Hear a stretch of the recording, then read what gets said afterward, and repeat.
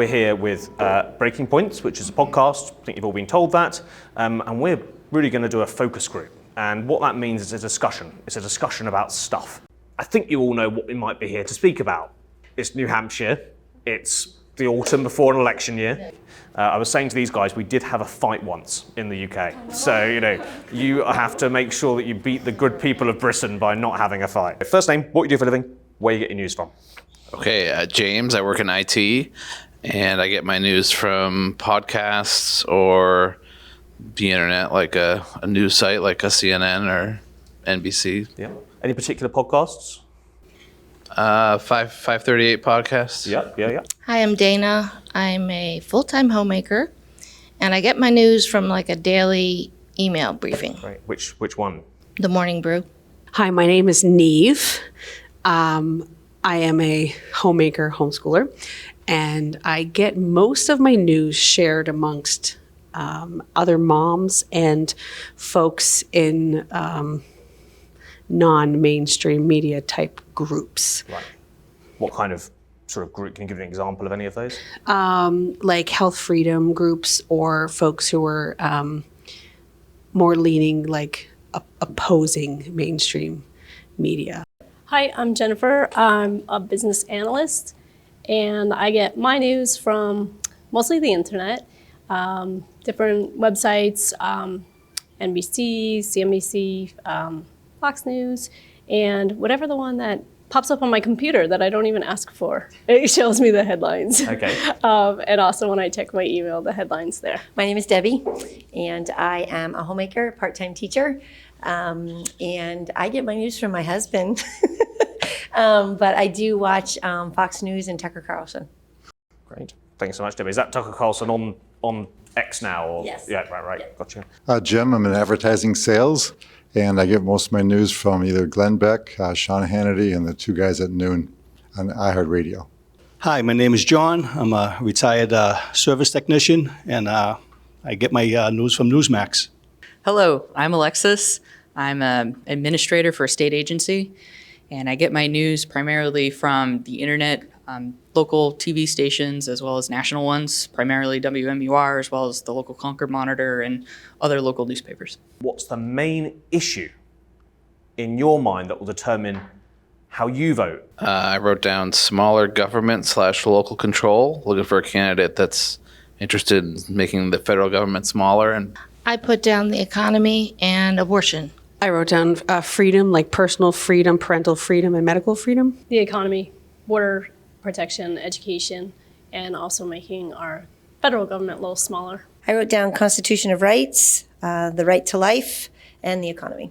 So I wrote down the Constitution of the U.S., protection of it, and also a right to life for the unborn. I've got securing borders, oil independence, and term limits. Finances and economics, as well as reproductive rights. I think there needs to be more at the state level because the states have their own sort of individual even cultures and personalities, and to have the federal government speak for all as much as they do, I think has gotten a little bit out of hand. At our big government level, that they are not representing the people anymore. You can read all the bills that they pass, but they're 200 pages long, and they just slip in stuff that shouldn't be in there. Like the bill should be what the bill is intended for and not slip something in so you can fund your pet project. Write it down, the name of the person, the name of the candidate who you're currently supporting. I would say Trump, and the reason being is because I would look back at his presidential days and all that was accomplished and what America was like, and then I would fast forward to where America is now, and I wouldn't want to keep going that way. Trump, there we go. Yes, sorry. Yep. And the reason being is his past accomplishments.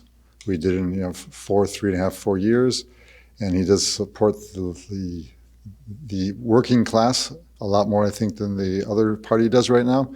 And also what he's fighting now, what he's going through the political firestorm of all these affidavits. As he said, I'm fighting for you because if this can happen to me, it will happen to you. If you say the wrong thing, you're in trouble today. Trump, definitely, because he needs to put us back where we were with oil independence, secured borders, great economy, just looking out for us.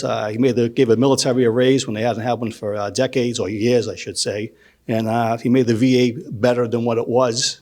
And he needs to take over where he left off, which is making us where we were, especially with the oil independence. You're gonna hate me, but I can't remember the guy's name from South Dakota. I was looking into some of his ideas, and I would think that we should still stay with a Republican, but not necessarily Trump. I'd like to see a little bit more of rational thinking come through. While I like how Trump had some ideas that were great and his financial abilities were leading us in the right direction, some of his changes that he put in while he was in term directly affected my work, and I didn't agree with some of them. Doug Burgum, is that who you were thinking of? That's what it is. Great, okay. I'm currently undecided, but I would be leaning towards Governor DeSantis. And main reason why? Just executive experience, all the things he's accomplished in a very purple state, can get things done. Had the largest victory in recent memory for Florida, even though it's a divided state, so he can get things done. And I just don't think he's quite as divisive or antagonistic as President Trump would be. I'm considering Vivek for my vote. I think he's sort of an outsider, and I don't think he has any political ties that are going to influence everything, I think. So that's what I'm considering right now. Leaning to Trump because he isn't a politician.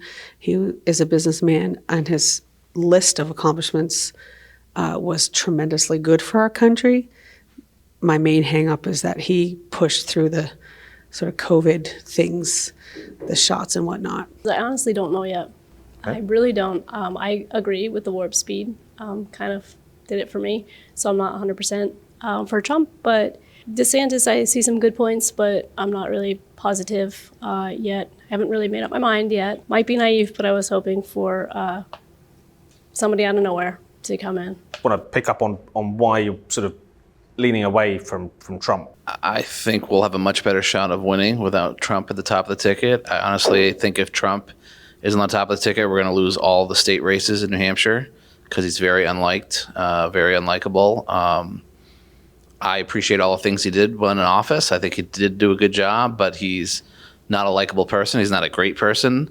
And I think it would have a devastating effect on Republicans across the country to have him at the top of the ticket. I think we would feel that everywhere. Not worth it. What would be your defense into We're that? going with the vaccine. I too do not agree with the vaccine. I never got vaccinated myself. It's a free choice to do so. I know Trump did say, I would not force the vaccine on anybody. I do believe that Trump was given some bad advice, particularly with Dr. Fauci, and I forget the other woman that was there. There was a lot of manipulation going on that the media will not be truthful about, but that is a lot of what took place, and I think he got some bad advice. Well, there's many things that I agree with them on. I mean, the 4 years, there are some things like I think a lot of times he speaks without thinking, and I think that that's a detriment to himself. But I do think that the media warps so much of what is truly going on, and I feel like that's a huge problem. This in many areas, like with many of these candidates. I mean, it's hard to know the true person underneath them because it depends. If you listen to CNN, it tells you one thing. If you listen to Fox News, it tells you a different thing. How can we make America great again? Because it's not great right now. It's not great. And I've got 6 kids, and I'm watching them have to grow up in this, and that worries me about what they're going to have to live with if somebody doesn't start shaking the boots somewhere. He's a businessman, and he has a lot of hard bark on him. And that's why he says some of the things that he does, because he's a businessman. But he does right by the people. He could walk away anytime he wants with all his money, but he's still fighting to come back and say, I have to finish the job. I have to make us great again. When he put the tariffs on China and was bringing jobs back and doing the border. So that's why I like the guy. And yes, he doesn't say a lot of presidential things that he should be saying, but he also says a lot of things that people are thinking, but they won't come right out and say it. So let's call it what it is. I've seen you shaking your head a couple of times. I'm baffled by these arguments. I mean, he got bad advice. You want a president who got bad advice? That's really a cop-out. But I think mail-in ballots are here to stay, so they're here. So the media trumping up COVID and bringing COVID into the story, do you think that helps President Biden to have a COVID outbreak on his watch? That definitely does not help him. So I think, could Trump beat him? Maybe. We all agree that Biden is totally incompetent, I think, and Trump already lost to him. Now, maybe it was a rigged election, but it shouldn't have even been close, right? He's Biden is totally incompetent. He shouldn't even win 5 states. So why don't we choose a candidate who doesn't come with all the baggage and all the issues and all the media hating him and all that, and let's get a fresh voice in there that can really, whoever is the Republican nominee should wipe the floor with Biden, not be in a situation where a mail-in ballot or a media thing could swing it. It shouldn't even be that close. Don't leave it to the refs, right? The candidates have said, can Donald Trump beat Joe Biden? Problem is the fair election. So here we go again. We're starting the cranking up with the COVID, supposedly with the masking, and it's the same play they did 4 years ago.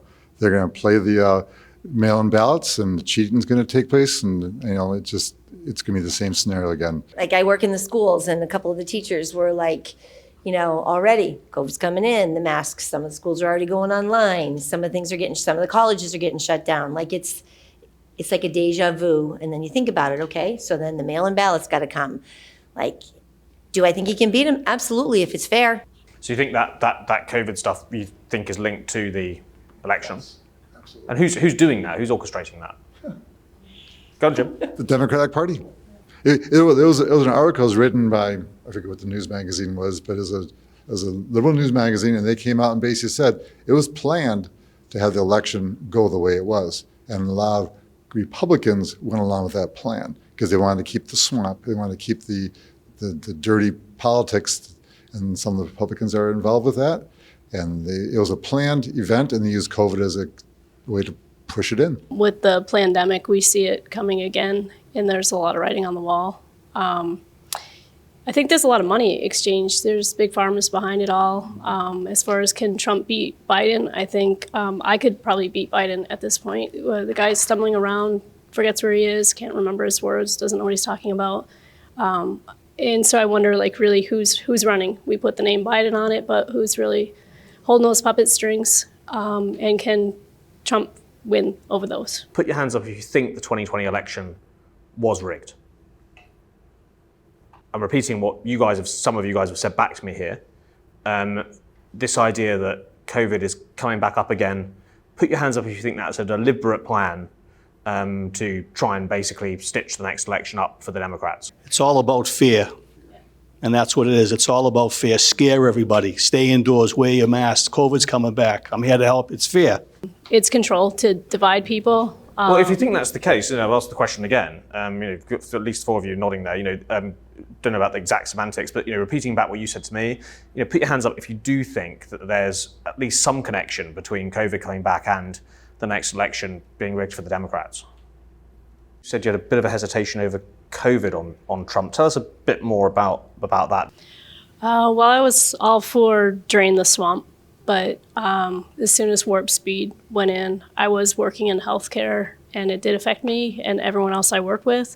I'm no longer in healthcare, thankfully, but it's really changed my mind on a lot of talk and where was the support to push through the vax and to force it. I still think it should be a choice, but I think he had a big hand in that. Neve? I agree with Jennifer. I feel that he should have actually stopped it, that he could have, even if Biden would have gone and changed it all. I think that he shouldn't have allowed it to be pushed through at all. Age limits. Some people have talked about age limits for public office, whether it's in the Senate, whether it's in the presidential race. It's like kids in the candy store. They make money for themselves. They go in. They don't have much money. They come out. They're millionaires. I don't even know where they get their money from, but they end up becoming millionaires, and they vote themselves raises all the time. Ridiculous. And as far as term limits go, they're the ones that vote for it, where it should be the people who vote for term limits, not them. And what offices are you thinking about term limit for? Is that where the main government itself in Congress? It's just ridiculous. Just ridiculous. Is there anyone in particular you might have in mind there? All of them. All of them. I just think career politicians, like you said, they go in, come out millionaires, multi-millionaires. Just there shouldn't be anybody in there over 50 years, making their way to the top after just being in there for life. Is that an age thing or a how long people have been around thing? I think it's how long they've been around. I think that people are just so entrenched in the way that they're doing things, that they've been doing it so long, they can't see other ways of doing it. I just feel like it becomes routine. Like it's just a routine, it's routine. And I feel like the voices of the people, even though they say that they're listening to the voices of the people, it would be a different world if they truly were listening to the voices of the people. You got Nancy Pelosi who's going for another 4 more years today. I mean, my goodness. I don't think there should be age limits, but let's look at their cognitive abilities. That's, of course, that's all becomes a judgmental issue. I realize that, but, it's just because some people who are older have better wisdom because of years of experience. So we don't want to start limiting their age, but if there's maybe some kind of test they could take, because once again, who's going to define what the test limits are? People need to know their boundaries, and I don't think that we should judge them and say, oh, you're this age, you can't do that, because we don't understand. But I also think that if you look worldwide, as you get older, you do forget things, and you do, that's just a known fact. But I feel like taking on the responsibility of a president or a senator, I do think age is a factor. Does anyone disagree? A bit, just because I know some elderly that are sharp as tacks, and then some young people that have no common sense. So I think I would like it to be able to be a case-by-case basis. But they won't always know their limits. Not everybody stops driving when they should stop driving. I don't think you need age limits because everybody's different at different ages. The question is, why do Senator Feinstein and McConnell keep getting elected when they're not competent? And it's because the entrenched incumbency makes it very, very difficult to get somebody out of there. Because once you have your connections, you have the fundraising, you have years and years and years in there, the Congress does not turn over like it should. You have people in there for 50 years, even when they're not competent, because it's just too hard to beat them. Who's in support of an age limit on the office of president? Okay. I don't know. I think past 75, there should be a limit as far as that there goes. Just like voting, you have to be a certain age. But I think if we had term limits, whether they have it upstairs or not, they would be out. And whether it be 4 years or 8 years or 12 years, they'd be gone. And it's good to have fresh new blood in there with fresh new ideas instead of keeping the same people over and over and over. It's a broken record. Well, I like the idea of being in the 70s. You're past your retirement age, so you can still understand that demographic, and you've been through pretty much all the stages of, going to school, working, raising families, and then retirement and grandkids and all that. So you have a good idea of everybody at their own stage of life. But I'd say mid 70s, 75 or so is good. I really feel like 80. I don't know. I'm probably the outlier in that age, but I feel like that could work. Put your hand up if you'd like to see some sort of cognitive test for those who run for office for president. Hands up if so. Yeah. Interesting. Because how do you judge it? Yeah. Like I said earlier, how do you judge that? Because some things make a definition of what is cognitive and what isn't.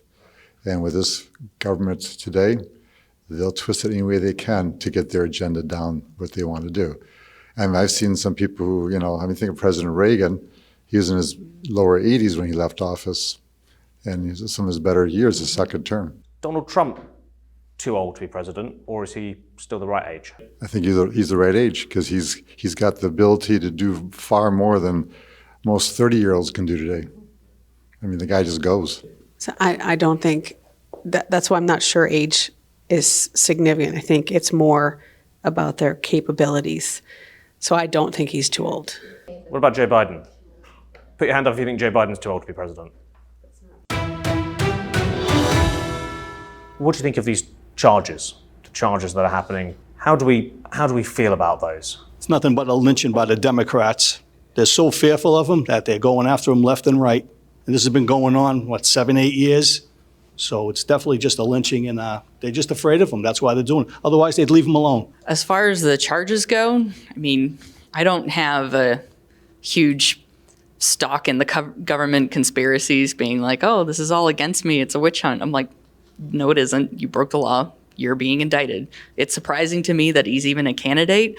I'm all for having a Republican candidate to stop all this nonsense spending, but him is just, if you go to jail, just like everybody else, it makes it very clear that you are not above the law. I think some of it is a witch hunt for sure, and I think some of it are legitimate claims, like him telling, the governor of Georgia or the secretary of state of Georgia that he needs to find votes. I mean, the president calling someone like that is obviously trying to intimidate and influence the election. And that's something we should all stand up for and say that's wrong. I wish the charges weren't there because it makes folks like our friends here in the back row really solidify behind him. And he's been able to turn it into that sort of, if I think someone back there said, if they can come after me, they can come after you. Well, you're not intimidating secretaries of state, so you're probably not in trouble.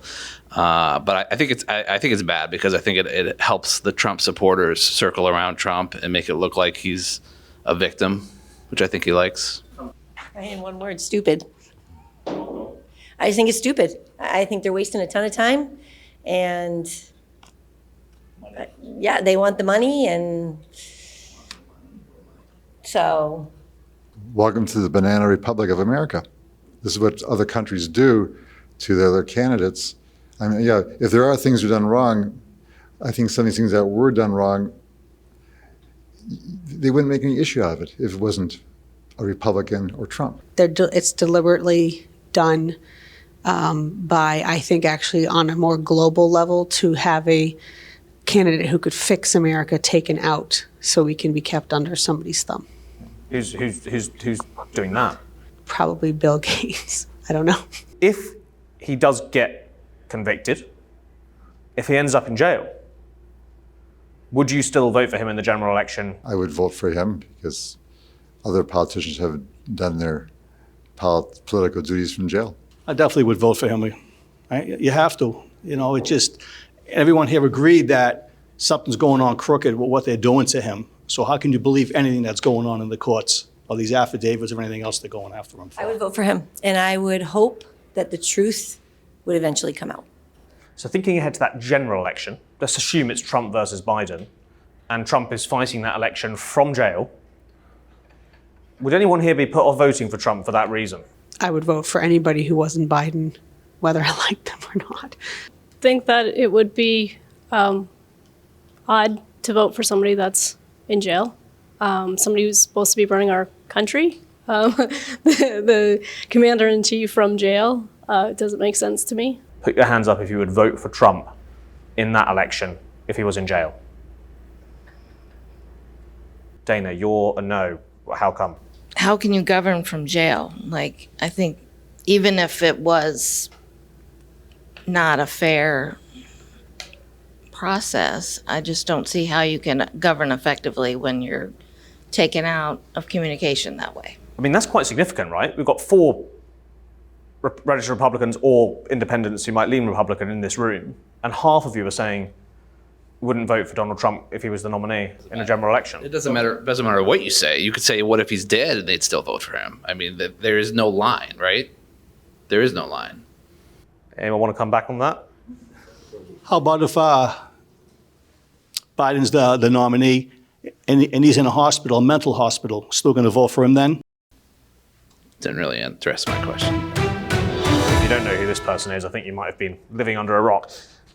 Donald Trump, a word or a phrase to sum up how you feel. I don't mean it rudely, but my word is loser. I'm confused. He's not confused. I'm confused about how I feel. Competent? Competent, but I don't necessarily trust him. Competent. Unwavering. Making America great again. Unhinged. Vivek Ramaswamy. Refreshing ideas, but not serious. Optimistic. Suspiciously fake. I don't know enough. VP for Trump. He's well-spoken, but I don't trust him. He took money from Soros and denied it. And so I don't trust him. He looks like and he acts like a clear politician, but he has no shot at being a president. Nikki Haley. Strong on foreign policy. Consensus builder. I'm afraid I'm completely uninformed. I don't know who she is. Kind of naive. I have to hear more about her, but she's very liberal. Liberal, leaning on social issues. Rhino. She seems confident, but I feel like she's not strong enough to be our president. Mike Pence. Experienced, has a good temperament for the job. More of the same.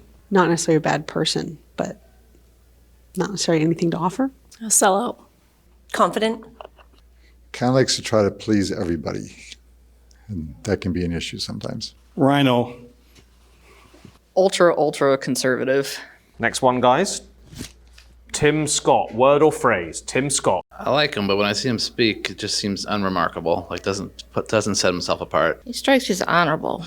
I want to say too new, but that's not quite what I want to say, but I can't think of any other words.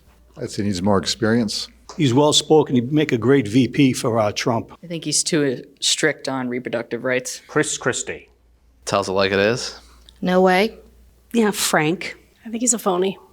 Outspoken. More liberal. Rhino. If he didn't have Trump's name to mention, he wouldn't go anywhere. Let's not forget Bridgegate. Seems like he's too inundated with the Jersey Shore. Ron DeSantis. It's a strong record of getting things accomplished. Experience. Morally solid. He's got a lot going for him. My word was experienced. Could you wait 4 more years? He's well-spoken. I think he's hurt Florida in a lot of ways, too, but he's well-spoken, and he's a take-charge guy. He certainly can talk very well, but he's done some bad things for Florida that has directly hurt, the elderly as well as some of the families down there. Well, you've got multiple candidates on that stage that said they wouldn't touch entitlements, including Trump. And any candidate that says they're not going to touch entitlements means that they're basically going to go into office and then leave America bankrupt. Social Security is going to go bankrupt in 10 years. Medicare is going to go bankrupt in 8. So the way we deal with it is we don't touch anyone's retirement or anyone who's been promised in, but we go to people like my kids in their 20s when they're coming into the system and we say the rules have changed. We change retirement age to reflect life expectancy. Instead of cost of living increases, we do it based on inflation. We limit the benefits on the wealthy, and we expand Medicare Advantage plans. How do you feel about the argument she's made there? Anyone can come in here. How do you feel about the argument? She's not wrong. We are going to run out of money for it, and there has to be other ways that we can look for pensions and such for people that have put in their time. It's not going to be there. My age group is not going to have it. To me, it's just a scare tactic. They've been talking about this for decades. And something that she says to make the voters say, yeah, wow, she's right, I'm going to do. But we got an increase, people at Social Security, I think it was last year sometime, and it was a good increase. And for her to be saying that, she needs to scare the people into voting for her. The problem is what they're using Social Security on. You got a lot of illegal immigrants coming to this country who are qualifying for some of these benefits, which we're paying for, or people who are younger paying for this stuff to be using people who don't deserve to have it. It wasn't meant for that. It can't continue how it is, or it won't probably continue how it is. But I think it could be changed rather than just eliminated. I believe we had a culture in America at one point where the working class benefited in their senior years after they were done working based on what they put into the system. And now we have a system that you don't need to work and you can get the most benefits. In fact, we can penalize the rich to pay for those that don't work at all. Kind of struggling, like as if maybe I don't know something, but don't you have to pay into Social Security to get it? So the notion of people just getting it for free, I'm not quite, it feels like a talking point, but maybe that's not, I wouldn't have come in here and said, oh, Social Security is my number one priority, so I don't know. We've had neighbors who've gotten on Social Security and they got on the premise of either mental illness or they couldn't hear. Once they get the hearing aid in, or kind of hearing aid they got to fix the problem, they could hear fine. They still don't have to go back to work. They still got in Social Security. So it's becoming a handout benefit. I don't know about increasing it for my generation, because it's just not going to work. There's too many of us. But for somebody who can't go back to work because they're physically just too old, we can't leave them behind. For life as governor and as vice president. And to be honest with you, Nikki, you're my friend, but consensus is the opposite of leadership. When the Supreme Court returned this question to the American people, they didn't just send it to the states only. It's not a states only issue, it's a moral issue. And I promise you, as President of the United States, the American people will have a champion for life in the Oval Office. Can't we have a minimum standard in every state in the nation that says when a baby is capable of feeling pain, an abortion cannot be allowed. A 15-week ban is an idea whose time has come. It's supported by 70% of the American people, but it's going to take unapologetic leadership that stands on principle and expresses compassion for women in crisis pregnancies. I'll do that as President of the United States. He called my name, so I want to respond to that. It is in the hands of the people, and that's where it should be. But when you're talking about a federal ban, be honest with the American people. We haven't had 45 pro-life senators in over 100 years, so no Republican president can ban abortions any more than a Democrat president could ban all those state laws. Don't make women feel like they have to decide on this issue when you know we don't have 60 Senate votes in the House. I just think putting a ban on it right there to me seems like a control thing when I think about that. Every baby is a baby, I mean, from when they're conceived. And I don't think you can say 15 weeks is a limit on it. It's a baby. I don't agree with a blanket ban. You're taking away a lot of choices for people, and not necessarily, in pro of, an unborn child or anything like that. It's still, somebody's going to find a way one way or the other. It's not going to stop happening, and you're putting a ban and you're forcing people into a corner, and it's not going to help anybody. 15 weeks feels arbitrary to me. I actually personally rather that we went back to where there was no government support for it. Save the child, take the child into adoption. People who can't have children want to have children. Instead of aborting them, killing them, let's change the way we look at life. I still think it should be at the state level. I just don't agree with the whole federal oversight of that. I am a pro-life candidate person, but I also think that Nikki Haley in the debate had a lot of points about consensus, like what are the things that people actually agree on. Like I understand like intellectually that it's a human life and we shouldn't be bargaining with that, but I also think that there are things that people do agree on. Like you don't think a federal ban is where it's at. I'd prefer to see a federal ban on all murder, including the unborn child, as well as our elderly. Any type of murder, in my mind, should be federally banned. Who would like to see that be lower, that 15-week ban? Put your hands up if you'd like that to be lower still. Okay.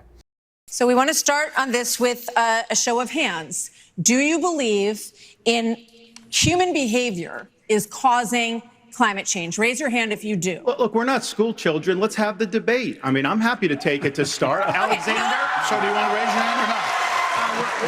I don't think that's the way to do. So let me just say to Alexander this. First of all, one of the reasons our country's decline is because of the way the corporate media treats Republicans versus Democrats. Biden was on the beach while those people were suffering. Let us be honest as Republicans. I'm the only person on the stage who isn't bought and paid for, so I can say this. The climate change agenda is a hoax. The climate change agenda is a hoax. And we have to declare independence for it. And the reality is, the anti-carbon agenda is the wet blanket on our economy. And so the reality is more people are dying of bad climate change policies than they are of actual climate change. It's Chicken Little. It's Al Gore all over again. The sky's falling. Climate change this, climate change that there. It's just another scare tactic to get people upset about what's going on. Maybe the polar bear had their day like the dinosaurs, but It feels like a fake topic to keep our eyes off of everything else, like blaming farmers and cows for climate change when we can ignore the burning of tires in the Middle East. There's no way we can affect the climate. What it is, it's a money grab for socialism, for socialistic policies, for a one world government to try to take control of people like ourselves who are trying to make a living to control our money. I believe in climate change. I've always found it interesting that Republicans, who mostly live in rural places and enjoy the environment probably more so than Democrats, don't seem to care about the environment. So always thought that's interesting. But I do think it's been weaponized and used as a way to push an agenda of limiting the government. I mean, the best solution, I think, for a lot of this is more nuclear power, and we are totally against nuclear power for reasons unknown. I'd say it's being used as a deterrent to try to get our mind, to get our thoughts, to get us like... What they're trying to do by talking about this? A scare. so we can hop on board with the electric cars that are catching on fire all over the place. And there's charging stations every God knows how many miles, and hopefully you don't get caught in the middle of the night of a snowstorm trying to get to one. Who benefits from the electric cars? Yeah. The ones who are pushing it, I guess. The ones who got stock in this. Climate is like natural, and it changes over the years. It's cyclical. Vivek Ramaswamy there talked about it being a hoax. Who does this hoax serve? Globalist government control. I don't even know if we really know who. There are suspicions, I suppose. Some might say to you, well, look at the science. This shows it's an issue. We need to do something about It's it. lies. Cool. Well, they're faking everything. It's not fake. It's very documented. It's very clear. And climate change is happening. And anybody who's saying that, oh, there's a government conspiracy that's going to benefit from, pushing this agenda, is like, it's already happening. I think climate change is very real. I think making it political is a hoax. Now, what this is it's a mocked up newspaper front page for January 20th, 2025. What is the kind of headline that you would expect to see on the day that Donald Trump is inaugurated, assuming that he wins the election? America is great again. We didn't look at each other. America is great again. Welcome back. Anyone can win. Trump to lead divided country. It's a miracle. Trump promises our nation freedom. Making America great again. Again? It's January 20th, 2025. It's what you'd expect to see on this front page. January 20th, 2025, Joe Biden is president. Biden begins second term with record number of senators. Not too old? ? Exclamation point. America votes for another 4 years. Will he last another 4 years? Lord help us. Buckle up, the rides are going to be rough. We are doomed. So to try to keep it unbiased, what to do now? But the Ukraine war, has the funding for that been too high, about right, or too low? Too high. I'm not convinced it's being used effectively. Too high. I don't think we can afford it. Too high, unnecessary. Much too high, and I'm not sure there's enough accountability for it. Too high, and would like to see more accountability as to where it's going. Exactly too high, and I think some of the money is going places we wouldn't want to see it go. It's too high. I think there's a lot of scamming going on with the money, and look how they forgot about Maui. Too high, and I don't believe it should be always us paying for everything. Who would you rather, sitting here, who would you rather see be the victor of that war? Ukraine, Russia, or if you don't care, say you don't care? Ukraine. Ukraine. Ukraine. Don't care. Ukraine. Ukraine. Ukraine. Ukraine. So the Ukrainians might be watching this and go, well, we need the weapons. We need the funding to do it. God, seriously, this is what they could say, right? So what's your argument back? But it's such a crooked government.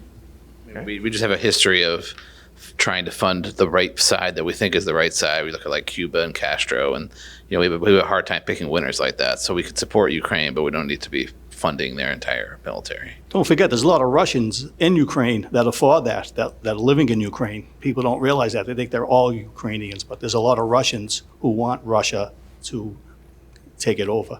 I just think that America needs to be a little bit more concerned about America. And my heart goes out to Ukraine or any country that's being maybe under the thumb of a larger force, but I think we need to take care of America first. Is there more than meets the eye to what the government's telling us about UFOs? Or is this all just jokey stuff? I would have said no a few years ago, but the stuff that the Air Force pilots have seen, I think there is more out there. I do not think there's more out there. I think there could be unknown things out there, but I think it's just a smokescreen. It's possible. Possibility. It's possible. I think so. I think it exists. I don't think the government's hiding it, but I believe that there's something out there. And final question, guys. I mean, I had to ask this as a Brit. What do we think of Prince Harry and Meghan Markle? We did it for politicians. I want a word or a phrase that sums up your view of that couple. Really love getting attention and then love telling people that they don't want attention. I kind of think they're losers. I don't understand what the infatuation is. I think she's a narcissist. Nobody cares. As a fellow Brit, I could care less about them.